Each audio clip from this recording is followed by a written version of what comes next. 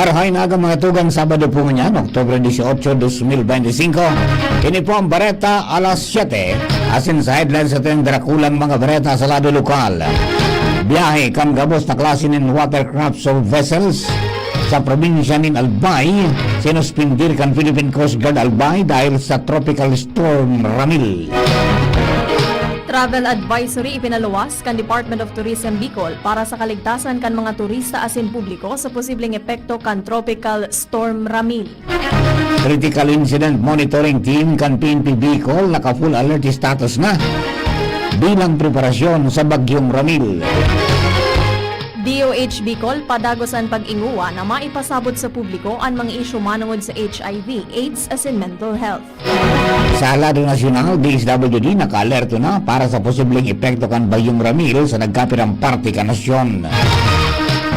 ICI nagtalaanin panibagong hearing kay Leyte Representative Martin Romualdez.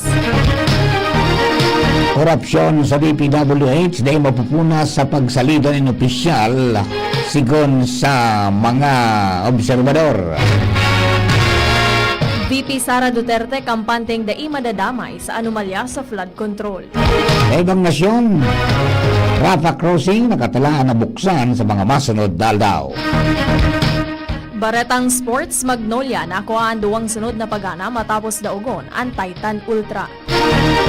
Yan ang headlines sa tuyang mga Bareta alas 7. Asin kami po ang sinong magiging mga tagapagbareta. Ako po si Jasmine Balon. Ako man po si Mardela Daing Iba. Enot sa tuyang Bareta sa lado lokal. Ang baretang ini hatod sa Indukan. Artisan Joint Supplement. Bumabagal ang galaw dahil sa joint pain at arthritis. Mag-Artisan. Mantinidong suspendido ang biyahe kang gabos na klase ng watercrafts o vessels sa probinsya kan Albay dahil kan bagyong Ramil. Sa Sea Travel Advisory kan Coast Guard Albay na pirmado ni Commander Alejandro Arica, maigpit ang implementasyon kan nasabing kasuguan susugman sa Memorandum Circular No. 02-23 na may titulong Revised Guidelines on Movement of Motorboats Vessels During Heavy Weather. Katakod kini pigpagiramdom sa gabos na mag-iringat asin maging alerto sa posibleng epekto kan maraot na panahon mandang nasabing abiso mantinidong susugman sa weather bulletin kan DOST Pag-asa. Ang baretang ini hatod sa Indukan. Optin Lutein Capsule. Alagaan ang paningin sa tulong ng Optin. Kitang-kita ang kalusugan ng mata. Nag-abiso ang Department of Tourism Bicol sa publiko na iprioridad ang kaligtasan sa posibleng epekto kan bagyong Ramil. Sa travel advisory kan ahensya, mahigpit ang abiso sa mga turista na magsunod sa indang abiso dahilan kan maraot na panahon. Likayan ang pagpasiring sa mga beaches o water activities sa mga inland o coastal zones kan rehiyon. Magpreparar sa potential delays kan biyahe. Magdara ng ekstrang pagkakan, inumon asin iba pang necessities. Dapat man na ipatronize ang mga accredited establishments para masiguro ang kaligtasan sa gabos na oras. Ang baretang ini hatod sa Indukan. Liver Aid Silimarine Capsule. Ang good drinks at good food, perfect combo. Isama pa ang Liver Aid. It's liver lover, boys! Mientras tanto, naka-full alert status sa critical o kaya ang Critical Incident Monitoring Team o CIMAT ng PNP Bicol bilang preparasyon sa bagyong Ramil. Sigong kay PNP Bicol Regional Director Police Brigadier General Nestor Babagay Jr., ang grupo preparado para makapagtaon ng tulos na suporta sa disaster preparedness as and response operations sa nasabing kalamidad. Pera kay ni ang gabos na Police Provincial Officers sa Naga City Police Office sa Riyong Bicol pinag-aktibar man ang sindang kanya-kanyang CIMAT units taganing mag-augment sa local disaster response operation. Dagdag pa ni Babagay, ang units nakatalaan na magkondusir ng padagos na monitoring kan critical areas, magmantinir ng situational awareness, asin siguruhon ang kahandaan ka mga personalis pati logistics para sa posibleng deployment sa mga apektadong komunidad. Pera kay ni pigtawan direktibo man kan opisyal ang monitoring team na mag-antabay 24/7 sa kapagkikipag-koordinara sa mga lower units para sa timely dissemination ng mga impormasyon, rapid mobilization at effective resource management sa oras ng emerhensya.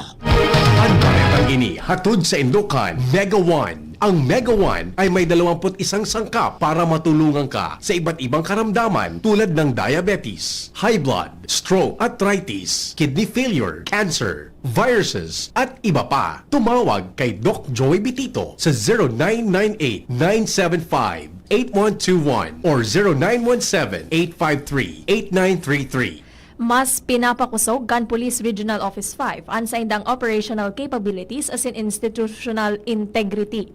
Sigun kay PNP Bicol Regional Director Police Brigadier General Nestor Babagay Jr., nagatindir ang sa indang mga personahe sa PNP Legislative Agenda for the 20th Congress sa Puerto Galera Oriental, Mindoro.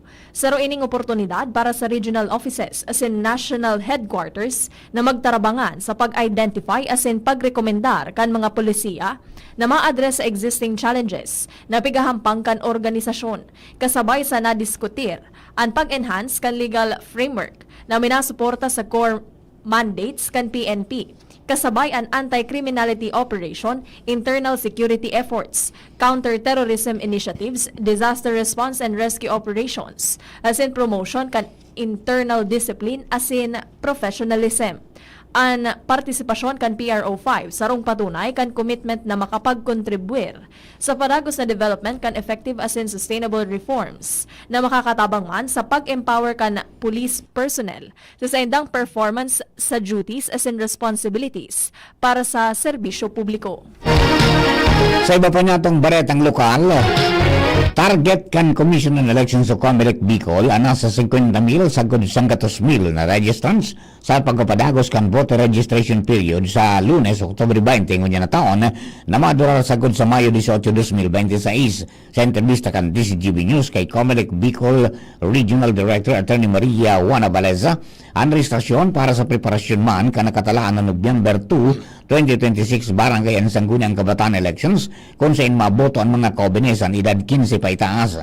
Mientras tanto, sa nasabing aktibidad, bukas na ang COMELEC sa mga mapabalyo nin registrasyon, mapa-update nin records, correction of entries, asin iba pang transaksyon sa komisyon.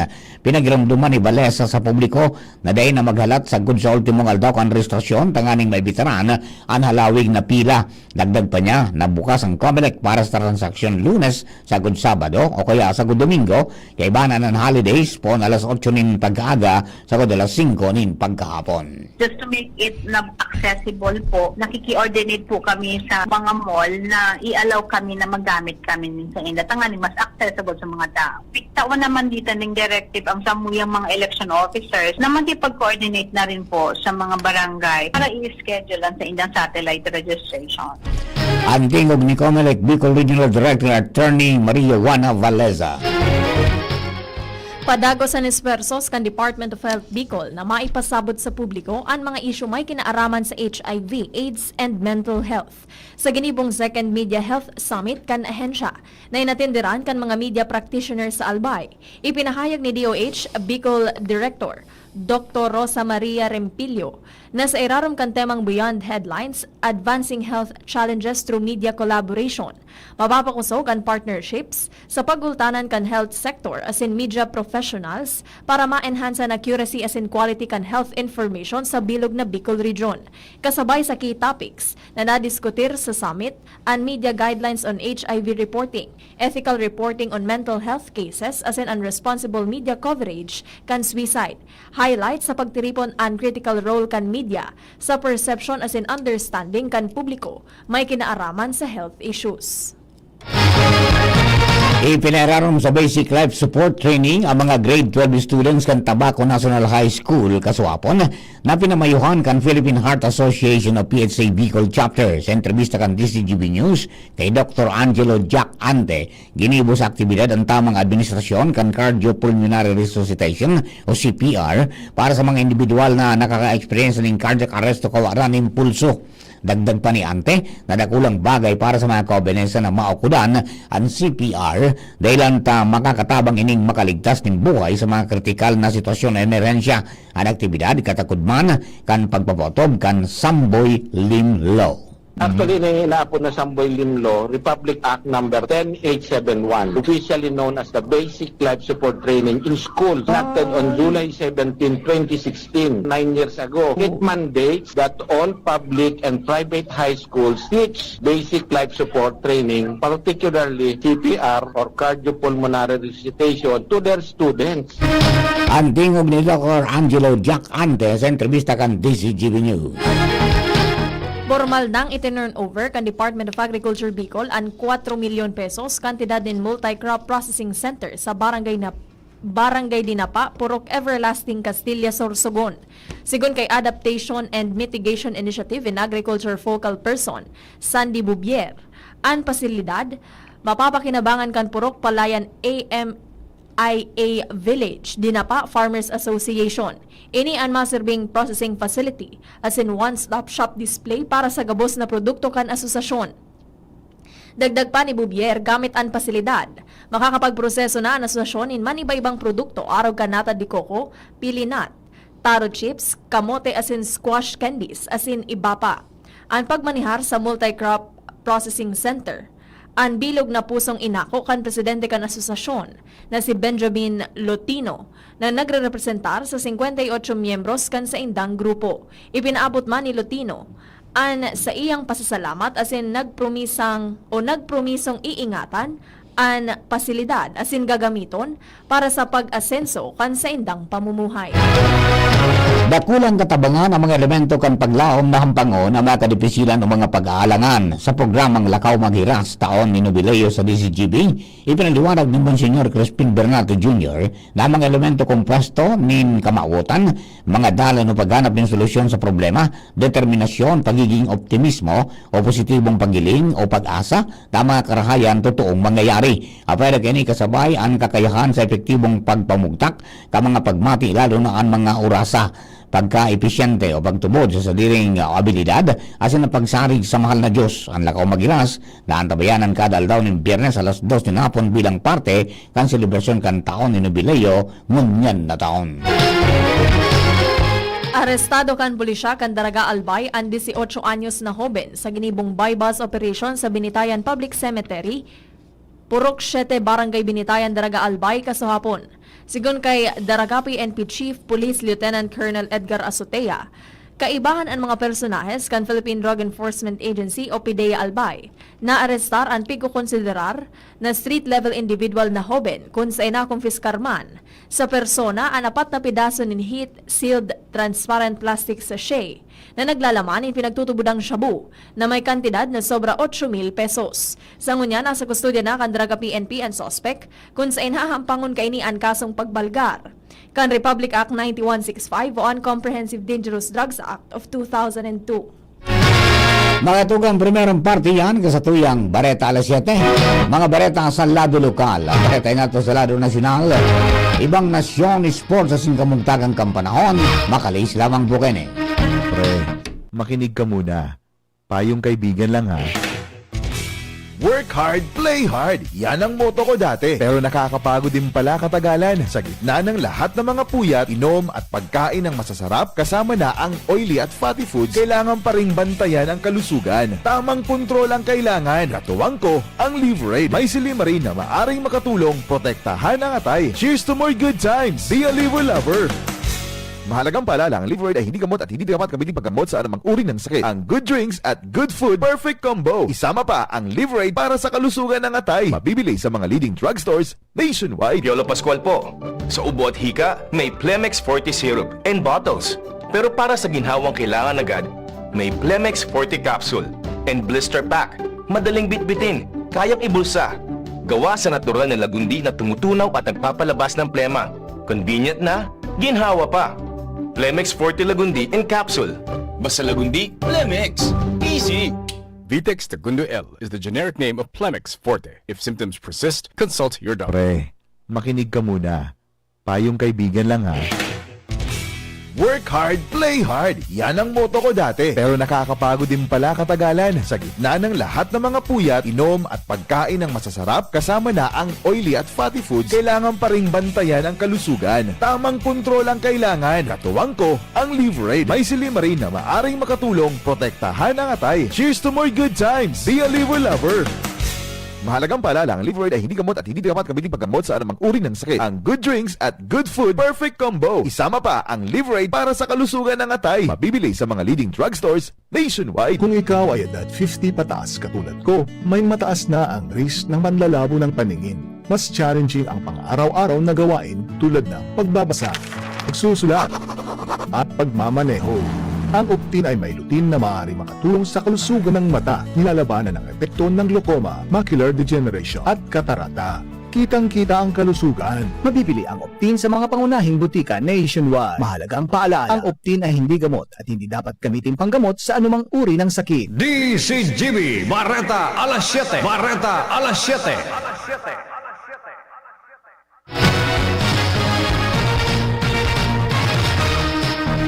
Sa detalles kang bareta sa lado nasyonal, nakaaktibar na ang Quick Response Teams o QRT ka mga field officers kan Department of Social Welfare and Development o DSWD bilang preparasyon sa tropical o kaya sa tropical storm Ramil. Kasabay kini sinigurong ni DSWD Secretary Ramon o kaya Rex Gatchalian na igwang sufisyenteng relief supplies ang ahensya na nakapreposisyon sa mga strategic areas na pwedeng tuloy si biyahe sa mga maapektaran kan weather disturbance. Sinugo naman niya ang mga field officers kan DSWD na magkoordinar sa mga lokal na gobyerno para masiguro sa mga alkalde na handa ang mga family food packs o FFPs at iba pang emergency relief items kan DSWD para sa mga maapektaran kan bagyong Ramil. Sinabi man ni DSWD spokesperson asin Assistant Secretary Irene Dumlao na preparado naman sinda asin siniguro ang tulos na deployment ka mga food and non-food items kapag kinagaypuhan. Dagdag pa niya na supisyente ang sa indang mga ipinosisyon na FFPs sa indang mga bodega na gagamiton kapag may tuminama na kalamidad sa nasyon. Nagtalaan insaro pang pagdangog kay dating House Speaker Ferdinand Martin Romualdez ang Independent Commission for Infrastructure o ICI sa Oktubre 22. Sigon kay ICI Executive Director Brian Hosaka na nagdesisyon ang komisyon na magkondukta nin panduwang hearing kay Romualdez sa nganing maiangat o maingat na ugidon an sa iyang affidavit gikan sa nainot na pagdangog. Enot na naghampang sa ICI si Romualdez as nagsumitir nin affidavit kan Oktubre 14. Inimbetaran si Romualdez para tukaron ang naaraman niya. Bilang speaker ka ito kan Kamara manungod sa mga insertions sa national budget as in flood control projects kan Department of Public Works and Highways o DPWH. Dahil mapupunas ang korupsyon sa Department of Public Works and Highways o DPWH sa pagikan pagsalida sana ka mga opisyal kay nisigong kay Batangas Representative Leandro Ligarda Leviste. Sinabi ni Leviste na kay puha nagibuhon na kan ni DPWH Secretary Vince Dizon ang pagpautob nin hararom na pagbabago sa sistema kan ahensya. Sinabi ni Leviste na saro sa opisyal kan DPWH na igwang koneksyon sa mga kontratista iyo si Undersecretary Ari Perez. Pero kay Perez sinabi ni Leviste na igwa pang ibang mga opisyal kan DPWH na nagkipag-uron sa mga kontraktor. Saro sa mga opisyal na ini, nagkipag-uron sa tulong kontraktor sa restaurant sa luwas kan opisina kan DPWH. Dahil pinagunambitan ni Leviste ang pangaran kan opisyal, alagad sinabi na bako ini si Perez. Sa sarong press conference kasudma, sinabi man ni Dizon na nag-resign na si Perez sa pwesto. Kumpiyansa si Vice President Sara Duterte na dai siya madadamay sa kontrobersya kan maanumalyang flood control projects. Ipinunto ni VP Sara na malabog siyang maimbwelto sa flood control anomalies dahil wara man na flood control projects sa Office of the Vice President as in sa Department of Education o DepEd. Sinabi niyang mapapatunayan mismo kan mga kontraktor as in ni dating Public Works and Highways Secretary Manuel Bunoan na wara siyang mga proyekto sa DPWH. Dagdag pa kan Vice Presidente na warang insertion sa OVP budget as in dai siya nag-ientra sa pagsingit nin pondo o budget insertion. Pinemutikan kan Department of Justice o DOJ ang mga report na pigkukonsiderar ng state witness si dating House Speaker Martin Romualdez. Sigon sa DOJ, daing katotohanan o legal na basya na nasabing impormasyon. Dagdag pa kainin na wala pang aplikasyon ay sinumitir si Romualdez para maging state witness. Pinaliwanag ka na siya na tanganing maikonsiderar na state witness ng sarong individual. Dapat na isumitir ang aplikasyon manang o digdi sa DOJ sa paagi kan Witness Protection Security and Benefits Program. Ang aplikasyon iibalwaron muna tanganing masiguro kung kwalipikado o dahi ang aplikante na maging state witness. Tinawan nindoon ni Presidente Bongbong Marcos ang importansya kan pagtataonin suporta sa salud kan mga aking Pilipino puon sa edad na 100 taon sagod sa 6 anyos. Sigun sa Presidente, ini ang kabtang kuno are nagde-develop nin utang o utak an sarong aki kaya kritikal ang tamang pag-ataman sa panahon na ini. Ipinunto ni PBBM na ang pag-ataman sa mga aki may direktang epekto sa saindang kahandaan sa paglaog sa eskwelahan asin sa pagiging produktibong miyembro kan sosyedad sa mga maabot na aldaw. Ikinaugmaman kan Presidente ang mga eksistidong programa kan gobyerno na nakatutok sa salud kan mga kaakian. Sa paagi kan mga ini, masisiguro kan gobyerno na ang mga kaakian bako sa nang handa sa pag-aadal kundi magiging baskog, makusog asin makakatabang sa pag-uswag kan nasyon.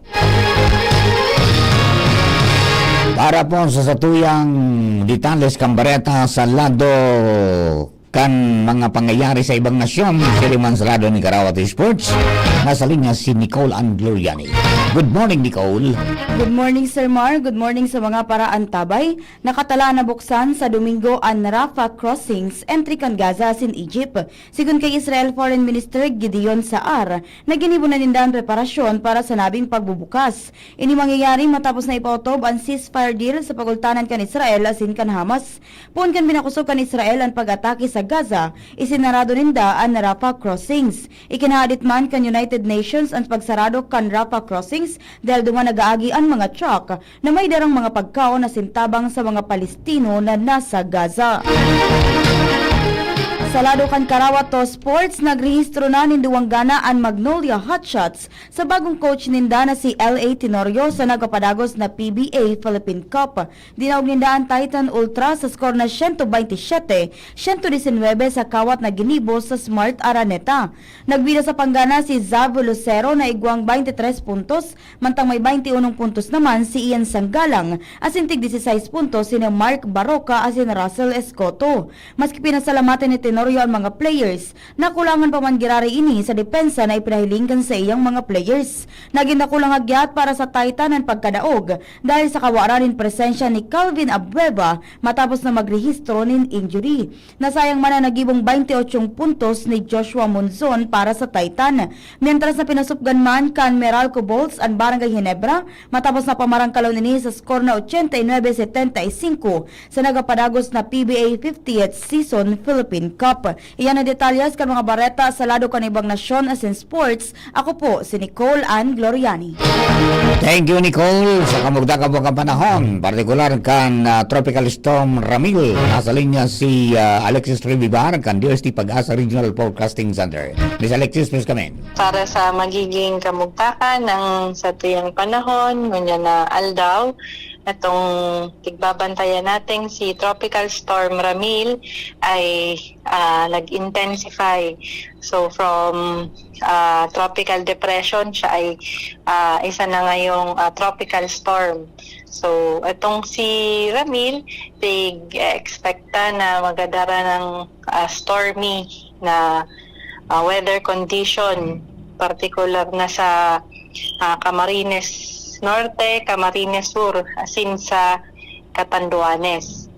Ang expected naman sa rest of Bicol region is rains with gusty winds.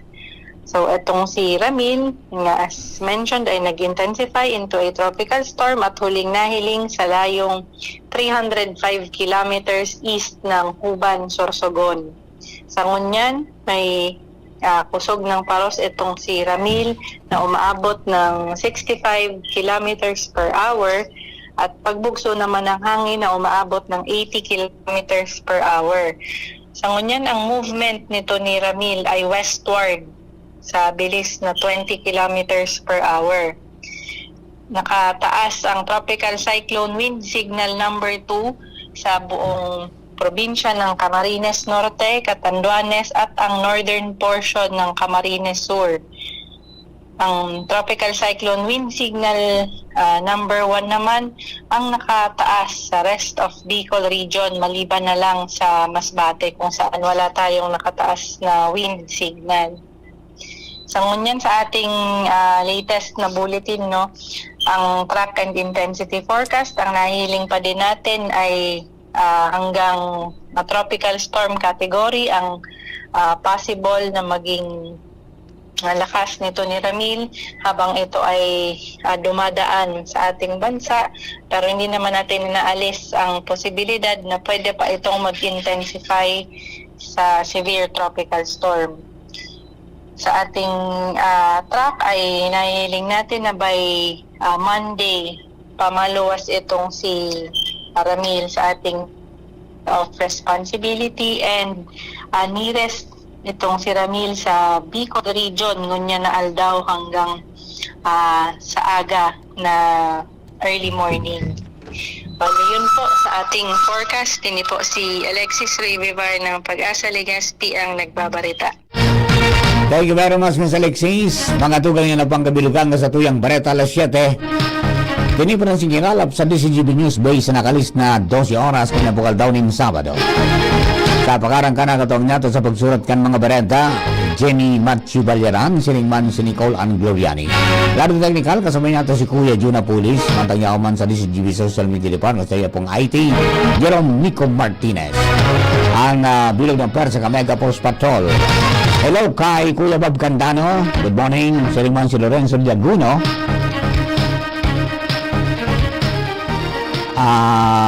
Tapos si Fe Valladolid Manrique. Good morning daw po.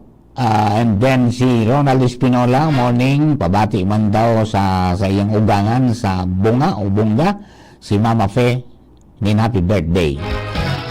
Sabi ni Ki Jacob Bobel. Hearing man kayo Merelis Talola, good morning everyone. Si King Rinaldo na kantabi at saka si Gerald Aranya, sharing man si Bing Ben Boris dyan po sa San Isidro sa Malilibot. At sinsakbos po na naka-tune in sa 729 kHz sa pitan ka mga radyo sa AM band, sharing man sa WGB 106.9 FM sa Tabaco City. Sa mga nakahiling as nakadangog sa DCGB News Online Facebook page, sa DCGB YouTube channel, sa DCGB Live app, mga social media platforms sa DCGB, maraming salamat po sa pagtitiwala. Kami po ang sa mga naging tagapagbareta. Ako po, si Jasmine Balolo. Ako man po si Marnela Daingival. Thank you for giving us company. God bless the Philippines. Stay safe mga kababayan. Abangan po ang masunod ang Radio Klinika with VP Henry Maceda. Masunod na po yan. Hello kay Yasol Villanueva. Pabati manda po dyan sa Mangkaw, Rapu-Rapu, Albay sa Yasol family. Hello ka boss. Thank you and bye-bye. Yan ang DCGB Bareta alas 7. Abangan niraray sa aga.